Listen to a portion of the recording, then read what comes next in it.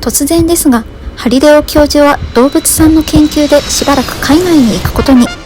今回は編集の私が代わりにガイドしていきます。ということで、教授に代わって早速ガイドしていきます。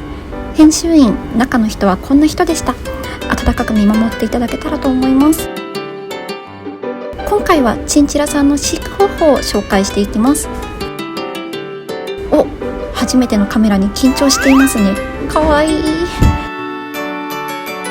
お気づきの方もいるかと思いますが、当編集員はチンチラさんが大好きなので、チンチラさんの回は愛情たっぷり詰め込んでおります。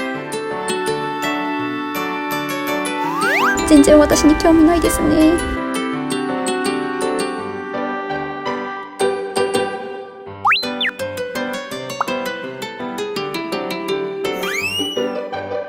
飼育が難しそうなイメージのチンチラさんですが、お世話をする内容はとってもシンプル。どの動物さんも初めにしっかりその動物さんのことを調べておくと安心して飼育を始められます。まず用意しておくものがこちら。ハムスターさんの時と似ていますね。運動量が多いチンチラさん。ケージは広さはもちろんですが、高さのあるものを選んであげましょう。自由にジャンプできた方がいいですね。余裕があればケージの外にキャットタワーを用意してあげると、お部屋で遊ぶときにとっても喜んでもらえます。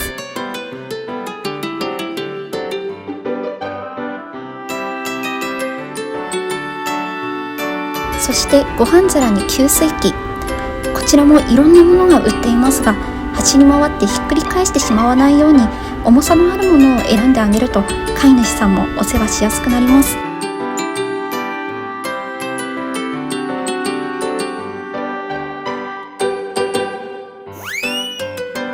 給水器は外から取り付けるタイプもあるので、やんちゃな性格の子にはこっちの方が合っているかもしれないですね。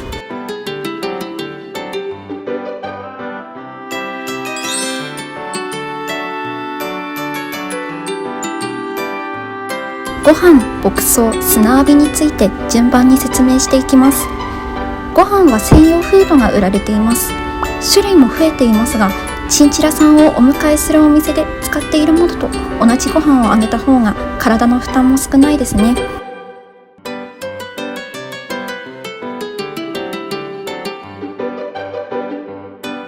牧草は一番メジャーなものがチモシー。一般的なものは一番狩りと呼ばれる大きな穂や太くてしっかりした茎が入ったもの。昨今は一般で流通している種類も増えて、2番狩りや3番狩りのものも売られているんですが、こちらは用途に合わせて必要な時に用意してあげるといいですね。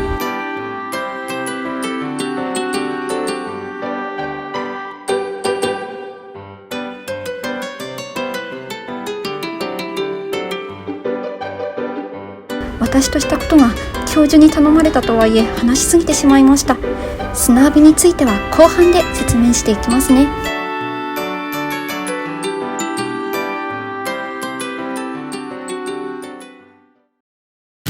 教授のブレイクタイムも私がいただいてしまいます。伝えたいことが多すぎて、今回は尺が足りないほどなんです。私のせいなんですけどね。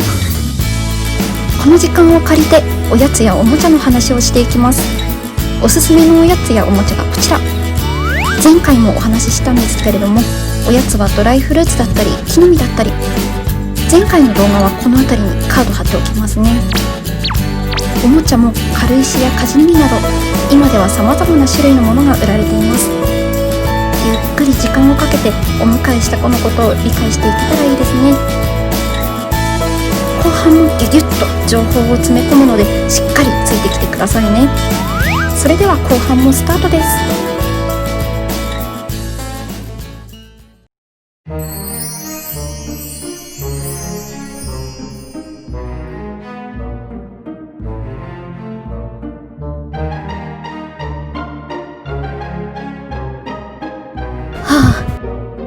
可愛くて始まっていることを少し忘れてしまっていました。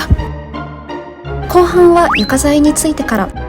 用意しているケージにもよるんですけれども、一般的なチンチラさん用のケージは下の部分が引き出せる仕組みになっているものが多いので、ペットシーツを敷くことができます。ただしはみ出していると隙間から引っ張り出して食べてしまう子もいるので、丁寧に敷いてあげましょう。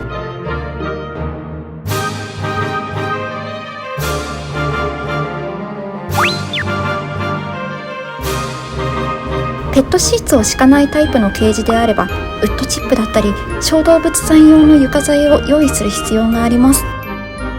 どちらかというと注目してほしいのが床材よりも床本体。運動量の多いチンチラさんだからこそ足の裏をすりむいてしまうこともあるので、プラスチックや樹脂製の休息フロアを敷いてあげると足の負担も減ります。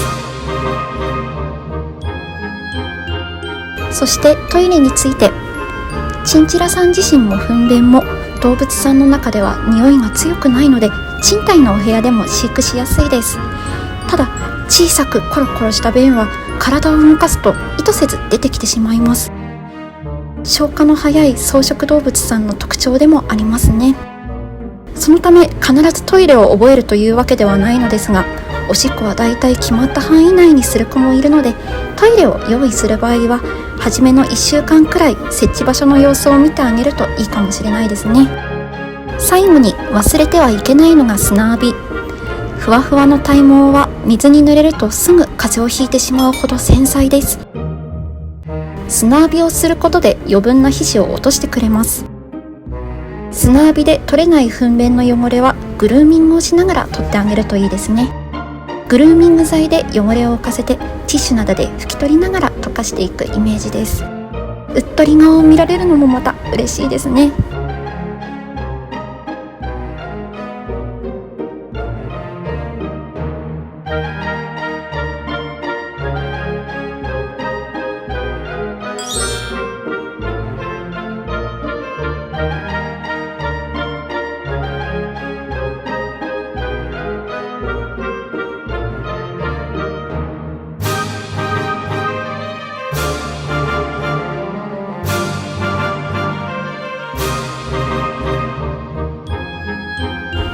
運動量が多いので部屋んぽの時間を取るのが難しいという人は回し車を入れてあげた方がいいですね。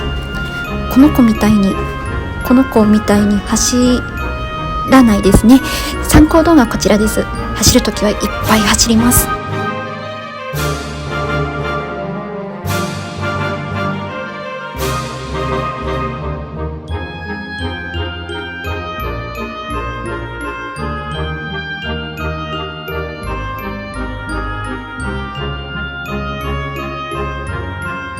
私としたことが後半も話しすぎてしまいました。話しきれなかった分はここにメモを残しておきますね。まだまだ教えたいことがたくさんあるので、また続編を楽しみにしていただけたらと思います。飼育している中でこういう時のコツを知りたいということであったり、動物さんのあんなところが見たいなど、引き続きリクエストや質問もお待ちしております。あった方が嬉しいです。拙いガイドでしたが、最後までご視聴いただきありがとうございました。それでは次回の動画もお楽しみに。 Did you enjoy it? Don't forget to subscribe and like today's video. See you next lecture.